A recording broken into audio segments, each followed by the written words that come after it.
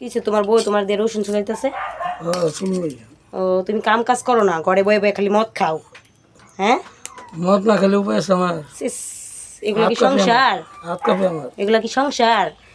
সংসার না। ঘরে বয়ে বয়ে বিট্টানের মতো আলু কাটো, কতটি রসুন কাটো, আর বয়ে বয়ে মদ গিল, এগুলা কি সংসার? সিস, কিছু কাম করতে পারো না? সোয়াবিন তরকারি বানাবো। তোমার এনে ফাস্টফুডের দোকান দিয়ে দিমু, ফাস্টফুডের দোকান খুলবা? কই? এনে ফাস্টফুডের দোকান দিমু, খুলবা? আমি পুঁজি দেবো তোমারে। তোমার আমি 5,000 টাকা দেবো, তুমি পরে আমার আর 5,000 টাকা ঘুরাই দিতলাম। আবার ফাই মারলে হইব না কিন্তু, হইব? হইব আবার মদ খেয়ে আবার শেষ করলে পারতাম তো। না। মদ হয়েছে মানুষের নষ্ট করে, বুঝলা?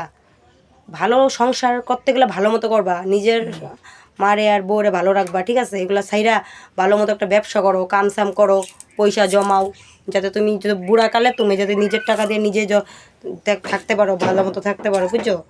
মানুষের খারাপ বুদ্ধি কোনো সময় দিই না, ভালো বুদ্ধি দিই সবসময়। ভালো না লাগলে আমার কিছু করার নাই। কারণ তুমি যদি ব্যবসা করো, আমি তোমার 5,000 টাকা দিব, করবা ব্যবসা? 5,000 দাও। তুমি তারপরে যদি আমার 5,000 টাকা না ঘুরে তো পরে কিবো? 6 মাস পরে দিয়ে দেবো। ঠিক আছে, আমি কিন্তু কইতাছো তো, সবার সামনে কিন্তু কইতাছি, দিয়ে দিবে তো? 6 মাস। ঠিক আছে, 6 মাস পরে আমার দিয়ে দিবা, আমি তো দিব। আর আমি আরেকবার যখন আমু নেক্সট বুড়াগাঁও, তখন যে দেখি তোমার ভালো ব্যবসা হয়েছে আর তুমি ভালো মতো চলছো, ঠিক আছে? ঠিক আছে। ঠিক আছে, এটা কথা রইলো কিন্তু। যদি উল্টা পুল্টা কথা হয় তাহলে কিন্তু খারাপ হয়ে যাবো। উল্টা